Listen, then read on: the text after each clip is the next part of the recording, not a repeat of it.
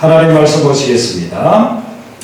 구약 902페이지에 있는 말씀, 시편 138편 1절부터 8절 말씀을 교독하도록 하겠습니다. 1절 먼저 읽어드리죠. 내가 전심으로 주께 감사하며 신들 앞에서 주께 찬송하리이다. 내가 주의 성전을 향하여 예배하며 주의 인자하심과 성실하심으로 말미암아 주의 이름에 감사하오니 이는 주께서 주의 말씀을 주의 모든 이름보다 높게 하시리라. 내가 간구하는 날에 주께서 응답하시고 내 영혼의 힘을 주어 나를 강하게 하셨나이다. 여호와여, 세상의 모든 만민들이 주께 감사할 것은 그들이 주의 입의 말씀을 들으리오며 그들이 여호와의 도를 노래할 것은 여호와의 영광이 크심이니이다. 여호와께서는 높이 계셔서 낮은 자를 두고 살리시며 멀리서도 교만한 자를 아시니이다. 내가 환난 중에 다닐지라도 주께서 나를 살아나게 하시고 주의 손을 펴사 내 원수들의 분노를 막으시며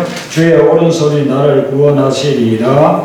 여호와께서 나를 위하여 보상해 주시리이다. 여호와여, 주의 인자하심이 영원하오니 주의 손으로 지으신 것을 버리지 마옵소서. 아멘. 오늘 이 말씀은 다윗이 쓴 시입니다.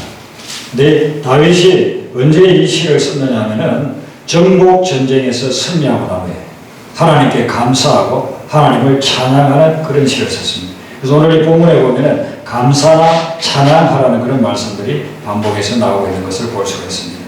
다윗은 평생에 수많은 전쟁을 치렀습니다.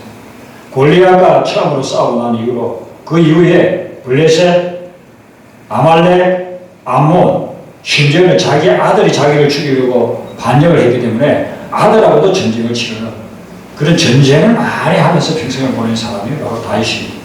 그런데 이 다윗은 그런 대부분의 전쟁에서 패배한 적이 별로 없습니다.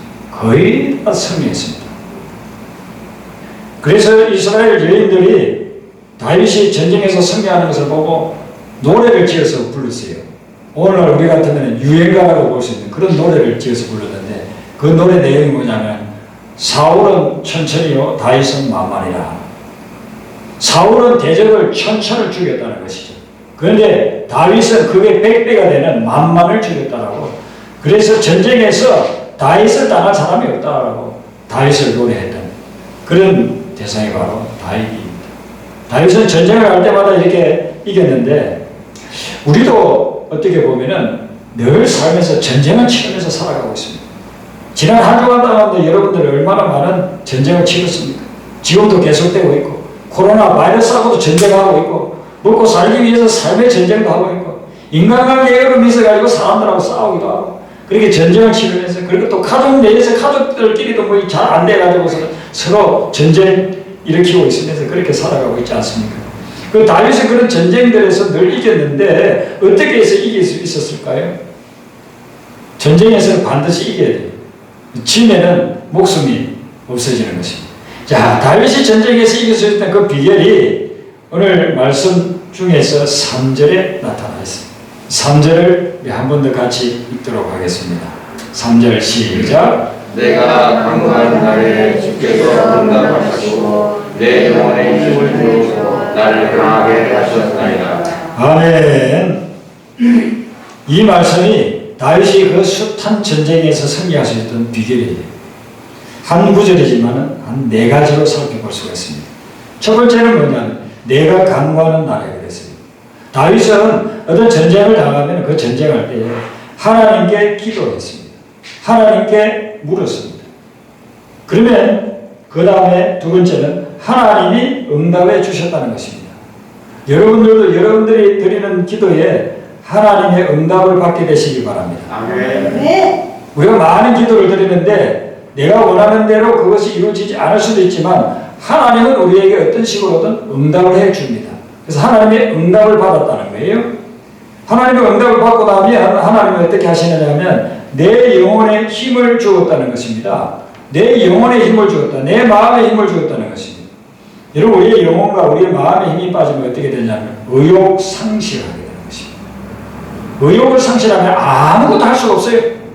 아무리 힘 있는 장수라도 의욕을 상실하면 전쟁에서 싸울 수조차도 없어요. 그러니 어떻게 승리하겠습니까? 그런데 하나님의 응답을 받고 나면 하나님이 우리 영혼에다가 힘을 주신다는 것입니다. 오늘 여러분들이 예배를 드리면서 또 여러분들이 평소에 기도하면서 응답을 받아서 영혼의 힘을 공급받게 되시기를 바랍니다. 아멘. 우리가 영혼의 힘이 없어지고 의욕이 상실되면요, 마음에 병이 생깁니다. 두려움이 생기고 근심이 생기고 그리고서는 우울해지는 것입니다. 그래서 마음에 자꾸 병이 생기는 거예요.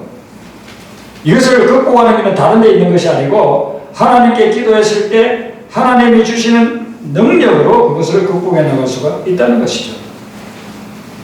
여러분들은 주님이 주시는 영혼의 힘으로 말미암아서 강철 멘탈을 소유하게 되시기 바랍니다. 네. 요즘 강철 멘탈이라는 말이 매스컴에 이렇게 나오고 있어요. 여러분 멘탈이라는 게 정신을 이야기합니다. 정신, 이 멘탈이 약하면 아무것도 할 수 없기 때문에 우리가 무언가를 하려고 하면 영혼이 강해야 되고 마음이 강해야 되고 정신이 강해야 되는 것입니다. 우리의 영혼을 우리의 마음을 지으신 우리 하나님이기 때문에 하나님이 우리에게 이런 능력을 주실 때 우리의 영혼이 힘을 얻고 강해질 수 있는 것입니다. 그리고 마지막에 보면 나를 강하게 하셨나이다 그랬습니다. 대적보다 강하게 해주셨어요. 그렇기 때문에 대적하고 싸워서 이길 수가 있는 것입니다. 골리앗하고 싸웠을 때 골리앗보다 강하게, 육신의 힘으로는 강하지 않아요. 그런데 하나님이 주시는 지혜, 전략, 그것이 물맷돌인데 물맷돌 하나가 골리앗보다도 더 강합니다. 하나님이 강하게 해주셨기 때문에 골리앗을 쳐서 이길 수가 있었다는 것입니다. 하나님의 인도하심과 하나님의 도우심이 그것이 전쟁에 있어서 전략이 되고 그리고 전쟁에 있어서 능력이 되었다는 것이죠. 그래서 적을 이길 수가 있었다는 것입니다. 이런 3절의 승리의 비결이 구체적으로 나타나 있는 말씀이 어디에 있느냐 하면 역대상 14장 8절부터 17절에 나와 있습니다. 이 역대상 14장 8절부터 17절 말씀은 다윗이 블레셋하고 싸운 전쟁을 2번 기록하고 있습니다. 2번의 전쟁이 이 짧은 구절, 불과 10구절밖에 되지 않지만 이 10구절 내에 여러분들이 자세히 보면 전쟁이 2번 일어난 것을 기록하고 있습니다. 여기 역대상 14장의 말씀은 어떤 내용이냐면 다윗이 왕이 되었을 때에 이스라엘과 평소 대적관계에 있었던 이 블레셋 사람들이 그 이야기를 듣고 다윗을 그냥 내버려두면 안 된다. 왕이 되어서 점점 세력이 커지면은 우리를 멸망시킬 그런 존재이기 때문에 우리가 아예 초장에 무너뜨리고 없애자. 그리고서는 블레셋 사람들이 군대를 동원해가지고 쳐들어갔습니다. 그때 다윗이 어떻게 이 전쟁을 싸우느냐 하면은 그가 많은 군대를 모아가지고 자기 나름대로 전략을 짜서 공격에 들어가지는 않아요. 하나님께 물었어요. 하나님께 묻기를 어떻게 묻느냐면 하나님, 제가 블레셋하고 싸워서 제가 올라가서 저들을 치리까? 제가 이 전쟁을 할까요 말까요? 그리고 하나님께서 그들을 내 손에 넘기겠습니까 안 넘기겠습니까? 그렇게 하나님께 물어요. 지금 이 시점까지 다윗이 전쟁 많이 해봤어요. 그러니까 블레셋에 대해서도 잘 알기 때문에 블레셋은 이렇게 저렇게 하면 된다는 걸 자기는 전략을 이미 다 가지고 있어요. 그런데도 불구하고 다윗은 하나님께 묻습니다. 하나님, 어떻게 하는 것이 좋겠습니까? 제가 싸우러 갑니까 맙니까? 싸우러 간다면 하나님이 저들을 제 손에다가 이렇게 붙여주시겠습니까? 안 붙여주시겠습니까? 그렇게 물었어요. 그랬더니 하나님께서 응답을 해줍니다. 올라가라. 정면 돌파해서 올라가라. 그리고 내가 저 대적들을 내 손에 붙여주겠다. 하나님께 물었더니 하나님이 응답해 주시잖아요. 하나님께 물었고 하나님이 응답해 주셨습니다. 그러고서 올라갔더니만은 하나님의 능력이 임했어요. 하나님의 능력이 임해서 이들을 소리 물을 가는 같이 쳐 부수었다는 거예요. 여러분, 우리가 손 가지고 물 가르는 거 어린애도 할 수 있잖아요. 하나님이 다윗에게 가르쳐주고 그리고 다윗이 그 말씀대로 하니까 하나님이 싸워주신 겁니다. 그래서 다윗이 블레셋을 깨끗이 제거해버리고 승리하게 됐어요. 대성을 거두어들었습니다. 그리고 좀 시간이 얼마 지나고 난 후에 13절부터 보면은 블레셋 사람들이 다시 골짜기를 침범해 왔다 그렇게 이야기합니다. 블레셋 사람들이 자기들이 패배했으니까 얼마나 억울하겠어요. 다시 군사들을 훈련시켜가지고 무장해서 다시 침공에 들어갔습니다. 그러면 이제 다윗이 저 블레셋을 내가 조금 전에도 한번 이겼잖아. 그러니까 그 방법을 또 쓰면 되겠지. 이렇게 하지 않았어요. 다윗은 어떻게 했느냐면 또 하나님께 물었다고 되어 있어요. 또 하나님께 물었어요. 하나님 어떻게 하면 좋을까요? 그때 하나님이 어떻게 말씀을 하느냐면 이제는 정면 돌파라고 하지 않아요. 마주보고 올라가지 말아라. 그리고선 뒤로 가가지고 기습 공격을 하라고 알려줍니다. 그리고 뭐라고 말씀하시느냐면은 옥나무 꼭대기에서 걸음 걷는 소리가 들릴 때에 네가 침략해 들어가라. 침공에 들어가라. 그러면 내가 먼저 가서 그들을 물리쳐 주겠다라고서 이야기를 해줍니다. 전혀 다른 방법을 이야기하는 거예요. 다윗은 자기가 블레셋하고 싸워봤으니까 조금 전에도 싸워봤으니까 이제는 이 전략을 계속 써먹으면 되겠다 이렇게 생각할 수도 있었어요. 근데 하나님께 먼저 기도했습니다. 하나님 어떻게 하면 좋습니까? 두 번째 또 침공에 들어오면 어떻게 하면 좋을까요? 이번에는 절대로 정면 돌파하지 말고 기습 공격하라. 뒤로 기습 공격하라. 그렇게 이야기를 해줍니다. 그리고 네가 공격할 때 그 시점이 있는데 옥나무 나무 위에서 사람 걸어다니는 소리 같은 그런 소리가 들릴 때에 공격에 들어가라. 여러분 우리가 하나님의 일을 하거나 또는 하나님께서 우리에게 하도록 하는 어떤 사역을 감당해 나갈 때 하나님이 나에게 주시는 신호를 잘 파악해야 됩니다. 아멘. 그 타이밍에 일을 해야 돼요. 아멘. 하나님이 하라고 하는 사인이 없는데도 불구하고 그냥 내가 열심히 하려고 하면은 그게 깨지고 넘어지고 쓰러지는 거예요. 여러분들이 하나님의 일을 하기 전에 먼저 하나님께 물어야 돼요. 그리고 하나님이 주시는 신호, 징조를 받아들여야 돼요. 그 신호와 징조가 임할 때 하나님을 일을 하라는 겁니다. 그럴 때에 승리하게 된다는 것이. 이 두 번째도 하나님이 하라고 하시는 대로 했더니만은 그 명령대로 행하여 블레셋 사람들을 다 쳐서 이겼다는 것입니다. 이게 우리가 치르게 되는 숱한 삶의 전쟁에서 승리하는 비결이에요. 다윗이 우리에게 가르쳐주는 모습들이 바로 그것입니다.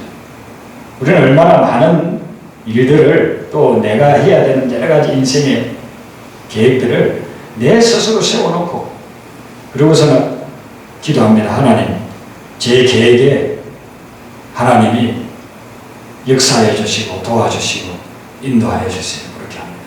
내가 계획을 다 세워놔요. 그 계획을 세워놓고 하나님 역사해 주세요. 하나님 도와주세요. 이게 잘못됐다는 거예요.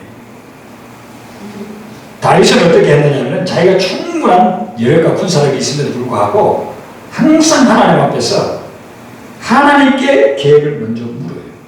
그리고 하나님과 먼저 의논했다는 것입니다. 내가 계획을 다 세워놓고 주님 이거 해주세요가 아니라 하나님 제가 이걸 할까요 말까요? 어떤 것을 할까요? 하나님께 그 계획을 물었어요. 하나님의 계획을 자기 계획으로 삼아요. 제가 미국에 유학 갔을 때에 유학을 와가지고 정말 고생 많이 하는 분들 봤습니다. 굉장히 열심히 합니다. 안에 그냥 청소도 하고 페인트 칠도 하면서 열심히 합니다. 그런데 진전이 없어요. 그렇게 고생하는데 1년, 2년, 5년, 10년을 그렇게 고생하는 분들이 있어요. 어떤 분은 제 후배 목사님이었는데 애 셋을 데리고 와서 그렇게 열심히 하다가 너무 과로해가지고 아침에 일어나 보니까 숨이 넘어갔었어. 돌아가셨어. 그 사모님과 아이들이 얼마나 힘들었겠습니까? 뭐 그럴 수밖에 안 되는 여러 가지 이유들이 있을 수 있겠죠. 근데 여러분, 우리의 삶에 있어서 내가 미국을 가고 안 가고 또 뭐 유학을 가고 안 가고 아니면 아프리카를 가고 안 가고 그거 하나님하고 한번 의논해 봤습니까? 하나님의 계획인지 하나님의 뜻인지 그걸 한번 의논해 봤습니다. 여러분, 하나님의 계획은 하나님이 반드시 성공적으로 이끌어 주십니다. 아멘. 하나님의 계획에는 하나님이 역사하시고 하나님이 일하시는 것입니다. 근데 저 친구 하는 거 보니까 좋아. 이 사람 하는 거 보니까 좋아. 사람들이 이렇게 하는 거 보니까 좋아. 그렇게 해서 계획을 내가 세워놓고 그리고서는 안 된다. 하나님 도와주세요. 도와주세요. 왜 안 도와줍니까? 다른 사람은 잘 도와주면서 저는 왜 안 도와줍니까? 그렇게 하면 소용이 없어요. 먼저 계획을 하나님 앞에 물어보라. 계획을 하나님의 계획으로 내 계획을 삼아야 된다는 거예요. 아멘. 여러분, 출애굽이라고 하는 것은 얼마나 엄청난 사건입니까? 그 출애굽의 계획을 모세가 세웠습니까? 아니, 모세는 출애굽 안 하려고 했어요. 모세야, 너 애굽에 가가지고 백성들을 해방시키라 했을 때 모세는 하기 싫었어요. 그래서 이런 핑계 저런 핑계 대면서 나는 말을 못합니다. 나는 뭐 오래됐습니다. 그러니까 뭐 바로가 내 말을 절대로 안 들을 겁니다. 이런 저런 핑계를 대면서 안 한다고 했지만 하나님이 세워놓은 계획이기 때문에 그 계획에 모세가 동참했을 때 그 엄청난 사건이 성공적으로 이루어졌다는 것이죠. 아멘. 아멘. 우리가 왜 실패하느냐? 하나님의 계획도 아니고 하나님의 뜻도 아닌데 내가 좋아가지고 내가 그거 하고 싶어가지고 내가 갈망을 가지고 그런 것을 세워서 추진해 나가니까 안 된다 말이야. 그래서 여러분들은 하나님의 계획이 뭔지를 그걸 하나님께 물으시기 바랍니다. 아멘. 다윗은 내가 간구하는 날에 뭘 간구했다고요? 하나님의 뜻이 뭡니까? 이걸 갖다가 간구했다. 그랬더니만 하나님이 응답해 주셨다는 거예요. 알려주셨다는 거예요. 그래, 하나님이 응답 안 해주면요, 일하지 마세요. 그냥 가만히 있는 게 나아요. 아멘. 아멘. 하나님이 응답 안 해주니까, 아유, 하나님 왜 응답 안 해줘요? 우리 가서 하겠어. 이렇게 하겠어. 저렇게 하겠어. 그러면 백의 백은 다 깨지고 박살납니다. 여러분, 자기 비전을 조심해야 돼요. 자기가 비전을 만들어가지고 나는 이렇게 하겠다 저렇게 하겠다. 자기 비전을 조심해야 됩니다. 자기가 만든 것. 그 자기 비전에는 욕심이 들어가 있어요. 그 거품이 많이 끼어 있습니다. 거품은 순식간에 날아가잖아요. 거품은 실제가 있으면 그 금방 사라지잖아요. 우리가 가지고 있는 비전을 점검해봐요. 이건 내 비전 아니야. 내가 만든 비전. 하나님이 인정해 주지 않는 내가 만든 비전을 가지고 살아가려고 하면 정말 힘든 겁니다. 그래서 내 비전 그게 아니도록 조심해야 돼요.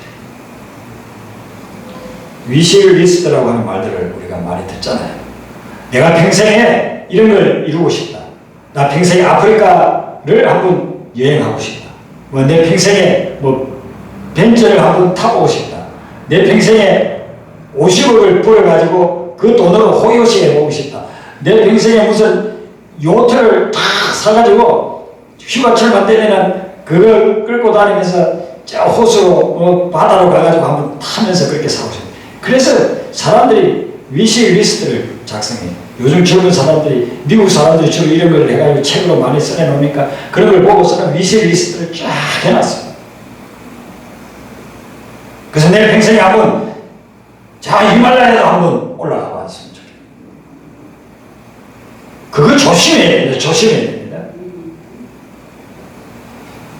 어떤 분은요, 자기가 이런 영역과 관련된 그런 일들을 해가지고 돈을 많이 벌겠다고 그렇게 위시리스트를 가지고 있더라고요. 코로나 바이러스 때문에 그게 다 무서워졌어요. 내가 만드는 위시리스트. 나의 야망, 나의 욕심을 채워주려고 하는 인생 계획서, 이거 다 내려놔야 됩니다. 그리고 하나님께 물어야 됩니다. 하나님의 뜻은 뭡니까? 하나님의 계획은 뭡니까? 하나님은 제가 어떻게 살아가기를 원합니까? 무엇을 하면서 살기를 원하십니까? 이걸 물어야 된다는 것입니다. 그 다음에 이제 필요한 것은 뭐냐면요, 만남이 아주 중요합니다. 다윗의 삶을 보면요, 다윗에게 그의 인생을 변화시킬 그런 중요한 역할을 하는 사람들을 만나는 걸 볼 수가 있어요. 사무엘 선지자를 만났을 때 사무엘은 다윗이 왕이 되더라. 다윗도 완벽한 사람이 아니니까 바세바를 범하고 엄청난 죄를 지었을 때는 나단 선지자가 찾아와서 다윗 왕이여 이렇게 하셔야 됩니다 라고서 그에게 회개할 수 있는 그런 길을 열어줍니다. 그리고 그가 자기 명성을 높이기 위해 가지고 인구조사를 하나님이 원치도 않는 지시하지도 않은 인구조사를 그거 했을 때에 그때에 민족적인 지향이 오잖아요. 전염병원에서 그때 가시라고 하는 선지자가 와서 어떻게 그가 그걸 회복할 수 있는지를 알려줍니다. 하나님이 사람을 통해서 일을 하시기 때문에 만남이 사람을 만나는 것이 굉장히 중요해요. 그래서 여러분들이 만남을 위해서 많이 기도를 해야 됩니다. 아멘. 어떤 사람과의 만남이 여러분의 인생을 획기적으로 바꿔놓을 수가 있습니다. 그래서 만남을 위해서 기도해야 되고 우리 미혼 청년들은 배우자를 위해서 믿음의 배우자를 만나도록 기도 많이 하시길 바랍니다. 배우자를 잘못 만나면 신앙이 없는 사람을 만나면 평생 얼마나 힘들게 우리가 살아가는 거예요. 물론 뭐 교회 다니는 사람을 만났다고 해가지고 어려움 없이 살아간다는 것은 아니지만 하나님이 만나게 하는 하나님이 예비해 놓은 그런 사람들을 만나야 된다. 다윗의 삶을 보면은 이런 하나님의 사람들을 그가 만났기 때문에 그가 전쟁에서 승리할 수 있어요. 인생의 큰 문제들을 해결해 나가고 극복해 나갈 수가 있었다는 것이죠.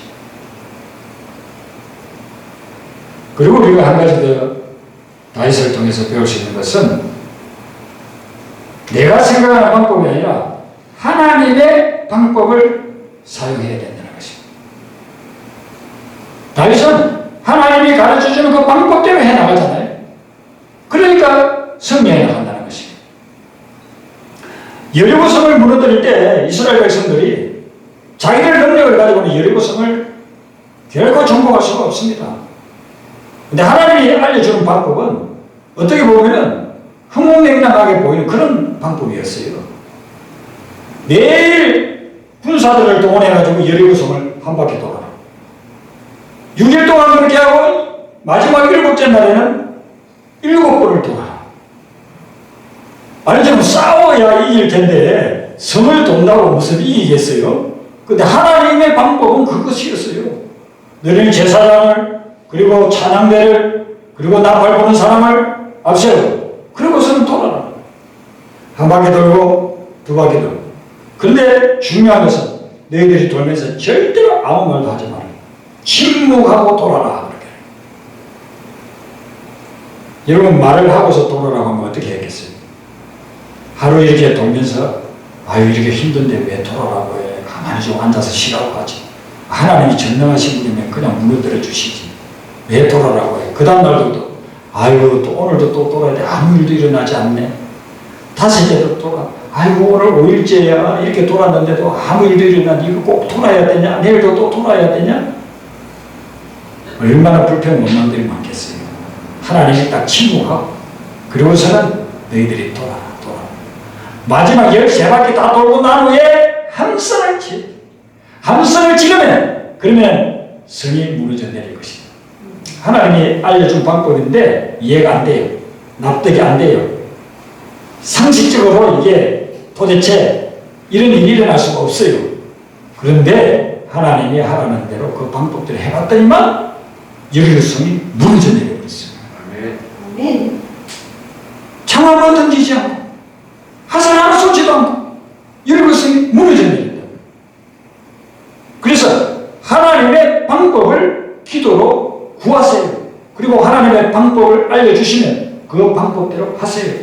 그럴 때에 전쟁에서 승리할 수가 있는 것입니다. 노아 홍수 때에 노아 홍수를 갖다 이길 수 있는 방법이 어디에 있겠어요? 세상의 모두가 다 물에 잠기는데 하나님은 노아에게 알려주는 방법은 산 위에다가 방주를 지어라.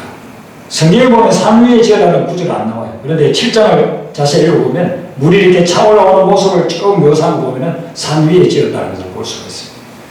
산 위에, 바닷가에, 강가에, 조선소에 짓는 것이 아니라 산 위에 지으라고 했어요. 하나님이 어떤 때는 여러분들에게 굉장히 어리석게 보이는 그런 방법을 알려줄 때가 있습니다. 네가 이 문제를 해결하고 싶으냐? 그럼 네가 이 방법을 쓰라고 하는데 그 방법이 굉장히 어리석게 보이는 그런 방법일 수도 있어요. 우리는 복을 받는 거라고 생각하잖아요. 막 받는 거.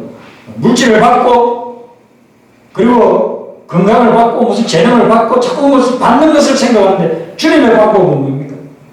주라는 거예요. 베풀으라는 거예요. 그것이 받는 자보다 더 복이 있다는 거예요. 주는 자가 받는 자보다 더 복이 있다. 이게 주님의 방법. 그러니까 계속 베풀면, 나중에 그것이 다 씨앗이 되어서 30배, 60배, 100배로 돌아오게 된다는 거예요. 이게 하나님의 방법이에요. 그러니까 하나님의 방법을 따라야만 궁극적으로 인생 전쟁에서 승리하게 된다. 아멘. 이것이 맞습니다. 근데 우리는 너무나도 세상 삶에 익숙해져 있기 때문에 눈 뜨면은 24시간 잠자면서도 세상 방식의 습관이 되어 있어요. 거기에 익숙해 있기 때문에 어떤 문제가 생기면, 어떤 싸움이 벌어지면 항상 인간적인 방법으로, 내 생각으로, 세상적인 상식으로 해결해 나가려고 하잖아요. 그렇게 해결이 안 돼요. 해결이 안 돼요. 그래서 우리는 다윗처럼 하나님의 방법을, 하나님은 어떻게 할까요? 하나님 싸우러 갈까요? 말까요? 싸우러 간다면 어떻게 할까요? 하나님의 방법을 묻잖아요. 다윗이 하나님의 방법을 듣고 그러고서 그 방법대로 하잖아요. 그러면 여러분들이 이렇게 생각할 거예요. 아니 그 방법을 어떻게 할 수 있는 거야? 하나님 어떻게 나에게 응답해 주는 거야? 여러분들이 성경을 묵상하면 성경 속에 그 방법이 들어있습니다. 아멘. 네. 성경을 묵상하고 여러분들이 또 그 묵상하는 말씀을 가지고 기도하면 하나님 그 방법을 알아줍니다. 지금 나하고 관계가 안 좋은 사람이 있어. 그 사람 보기만 하면 벌써 전쟁 기운이 쫙 도는 거예요. 전운이 감돌아. 그럴 때 기도해 보면, 말씀을 묵상해 보면 하나님 알려줍니다. 말씀 속에 있습니다. 내 마음 같아서는 그 가지고 그냥 맥살을 잡고 싸우고 다 따지고 싶고 두들겨 패리고 싶고요. 그게 세상적인 방식이에요. 내가 힘이 있다고 한다면 그렇게 하고 싶죠. 그런데 주님은 뭐라고 이야기합니까? 지는 것이 이기는 것이다. 오른편의 마음을 치면 왼편을 돌려대. 그를 이해하고 용서해. 하나님은 방법이 이렇게 나온단 말이죠. 그러니까 그걸 우리가 잘못하는 거예요. 하나님의 방법이 그냥 상식적이고 내가 납득이 되면 할 수 있는데, 하나님이 나에게 알려주는 그 방법은, 이렇게 하라고 하는 방법은 일반적인 상식하고는 좀 거리가 거예요. 그러니까 그걸 우리가 못하는 거예요. 못하니까 어떻습니까? 일은 자꾸 더 꼬이는 겁니다. 자꾸 새로운 또 문제가 생기고 또 생기고 또 생기고 전쟁이 점점 더 확전되어져 가고.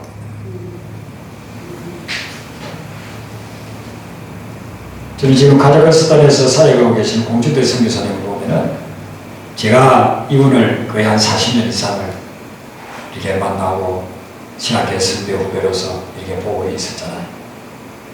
이분이 이렇게 삶을 보면 다윗과 같은 그런 모습이 이분에게 많이 있어요. 이분이 신학교를 졸업하고서 그 제도에 가서 시골교회 목회를 했습니다. 조그마한 교회였는데 목회를 정말 하나님 앞에서 신실하게 하니까 그 교회가 많이 부흥했습니다. 그래서 교단에서 전도왕이 될 정도로 그렇게 부흥했습니다. 그래서 교회가 부흥 잘하고 있는데 하나님이 너 미국으로 가라. 기도하는데 그래요. 미국으로 가라. 그래서 그때는 선교사님이 아니죠. 목사님이었습니다. 미국 갔습니다. 근데 이분 가정이 뭐 부자도 아니고 재벌도 아니니까 가난뱅이 유학생 생활을 하는 거예요. 가가지고 잔디도 가고 펜트 칠도 하고 밤에 사무실에 가가지고 거기서 청소도 하죠. 공부할 시간이 어디 있겠어요. 제가 유학을 갔더니만 이분이 학교 나오는 날보다 학교 못 나오는 날이 더 많아요. 일하고 다녀야 되고 돈을 벌어야만 공부를 할 수 있으니까. 그래서 그 학교에 먼저 들어갔지만은 졸업은 저보다도 늦게 하셨어요. 그러면 불면서 막 해야 되니까. 그런데 그렇게 하고 있는데 어떤 이민교회 집사님 권사님들이 그분을 찾아와가지고 목사님, 우리가 선교를 하고 싶은데 우리 선교회 만들 테니까 좀 우리를 좀 지도해 달라고 그렇게 했습니다. 그분들이 섬기는 교회는 이민교회가 있어요. 이분들이 모여가지고 일주일에 화요일마다 모여서 기도하면서 조금씩 헌금해가지고 그분들 중에는 페인트 칠하는 분도 있고 구두 수선하는 분도 있고 옷 수선하는 분도 있고 그런 분들이 있어요. 참 힘들게 사잖아요. 네. 그런데도 그 믿음 가지고 선교하겠다. 그래서 교회에서 또 마자에 해가지고 고추장, 된장 그런 거 팔아서 또 모은 돈, 자기들 헌금한 돈 해가지고 인도네시아가 거기에 신학생을 이렇게 후원을 했어요. 그렇게 하다가 소련이 열릴 때에 그때 카자흐스탄에 선교사님 간 겁니다. 근데 이분은 목회를 하고 선교에 대해서 한 번도 생각해 본 적이 없어요. 자신이 선교사가 되겠다는 그런 비전도 없었어요. 근데 하나님이 미국에 가서 거기에서 유학생활 하는 동안에 그렇게 연결되어가지고 부르시는 겁니다. 그래서 카자흐스탄에 가서 선교를 하면서 거기에 신학교를 세워서 수백 명의 목회자를 이렇게 양성해냈죠. 그리고 한 10년 정도 돼서 이제 건물도 좋은 건물, 한 5,000평 되는 그 땅에다가 건물도 좋은 건물이 있는 그 건물에서 사역을 이제 안정적으로 할 수 있는데 또 하나님이 너 중국으로 가라. 하나님 꼭 중국으로 가야 됩니까? 제가 여기 떠나면 이 사역은 어떻게 됩니까? 하나님 너 중국으로 가라. 그래서 중국에 가가지고 또 홀로 가서 거기에서 대학생들 대상으로 영어 가르치면서 또 선교한 겁니다. 그렇게 몇 년 있다가 또 이 신분 때문에 추방을 당했어요. 하나님이 다시 또 카자흐스탄으로 가게 하셨어요. 그래서 지금 카자흐스탄에 사역하는데 저는 이분이 어떤 일을 할 때 하나님께 항상 묻고요. 하나님께 묻고 하나님을 가라고 하면 상세적으로 볼 때는 가서는 안 될 것 같지만 간단 말이죠. 가서 거기에서 사역하면 그게 하나님이 또 사역의 열매를 맺게 하시고 영혼들을 변화시켜 주시고 이번에 코로나 바이러스로 인해서 이제 또 들어왔잖아요. 한국에 들어와 있는데 코로나 바이러스 때문에 그 지역에 어렵게 있는 사람들에게 빵을 만들어서 공급하게 해가지고 선교사님이 여기 와 있는데 거기에 현지 직원들이 전도를 하기 시작해서 이슬람 사람들을 얼마나 전도하기 어렵습니까? 열 몇 가정이 가족 전체가 다 주님 앞으로 나와서 그렇게 복음을 받아들이고 변화되는 그런 역사들이 일어난단 말이죠. 여러분의 삶에 있어서 다가오는 어떤 문제나 전쟁 그걸 두려워하지 마시고 그리고 전쟁이 일어날 때마다 문제가 일어날 때마다 하나님의 뜻을 물으시길 바랍니다. 아멘. 그리고 하나님의 방법을 물어서 하나님이 하라고 하시면 그대로 해보시길 바랍니다. 아멘. 그러면 전쟁을 승리하실 것이고 문제는 해결될 것이고 승리의 역사가 일어나게 될 줄